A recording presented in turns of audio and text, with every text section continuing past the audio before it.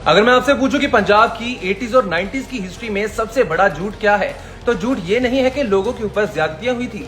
झूठ ये है कि आज हमें सिर्फ आधी हिस्ट्री ही दिखाई जाती है। सतलुज जैसी फिल्में अगर पंजाब की ट्रेजेडी को दिखाना चाहती हैं तो जरूर दिखाएं, लेकिन क्या वो पूरी ट्रेजेडी दिखाती भी हैं? क्या उनमें उन हजारों इनोसेंट सिविलियंस की कहानी भी है जो मिलिटेंट्स वायलेंस का शिकार बने? जैसे कि 1983 में दिलवा बस गोलीकांड, जहां मिलिटेंट्स द्वारा एक बस रोकी गई, नॉन सिख पैसेंजर्स को अलग किया गया और उसके बाद 9 लोगों को चुनकर गोली मार दी गई।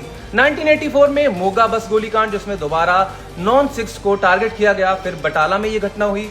फिर 1986 का मुक्तसर गोलीकांड, फिर होशियारपुर का खुड्डा गोलीकांड, जहां बस रोककर पैसेंजर्स को नीचे उतारा गया और 24 लोगों को ऑटोमेटिक वेपन से मार दिया गया। लेकिन शायद सबसे खौफनाक था 6 जुलाई 1987 का लालड़ू बस गोलीकांड। हरियाणा रोडवेज की बस हाईजैक होती है। 38 इनोसेंट पैसेंजर्स को सिर्फ उनकी पहचान की वजह से मौत के घाट उतार दिया जाता है। और हैरानी की बात, अगले ही दिन फतेहाबाद के पास 2 और बसेस पर अटैक होता है और 34 लोग और मारे जाते हैं। 1988 में मंड बस गोलीकांड, पैसेंजर्स को बस से उतारकर खेतों में ले जाया गया और गोली मार दी गई।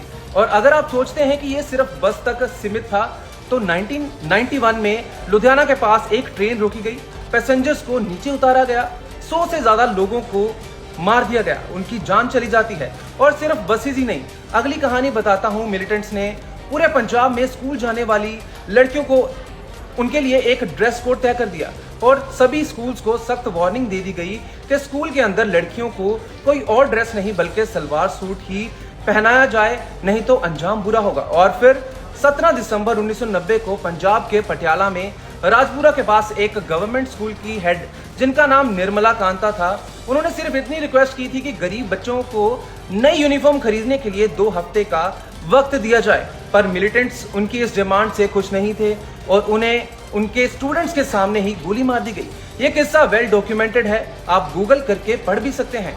इस हत्या की जिम्मेदारी बाद में बब्बर खालसा नामक एक मिलिटेंट ग्रुप ने ले ली। उस वक्त पंजाब में सिर्फ गोलियां नहीं चल रही थी, एक पूरी जनरेशन डर के साए में जी रही थी। शाम होते ही बाजार बंद हो जाते थे, सड़कें खाली हो जाती थी, लोगों को पता नहीं होता था कि घर वापस लौट भी पाएंगे या नहीं। मैं ये नहीं कह रहा कि सिर्फ एक ही कम्युनिटी ने दर्द सहा है। पंजाब की मिट्टी ने सिख भी खोए, हिंदू भी खोए, पुलिस वाले भी खोए, जर्नलिस्ट भी खोए, यहाँ तक के टीचर्स भी खोए और सबसे ज्यादा आम बेगुनाह लोग खोए। इसलिए अगर कोई फिल्म पंजाब की हिस्ट्री बताए तो उसे सिर्फ एक चैप्टर नहीं बल्कि पूरी किताब दिखानी चाहिए, क्योंकि आधा सच सिर्फ हिस्ट्री को नहीं बदलता, वो आने वाली जनरेशन की सोच भी बदल देता है। Thanks for watching. अभी सब्सक्राइब करो, लाइक करो, अपनी राय कमेंट करो और बेल प्रेस करो नोटिफिकेशंस के लिए।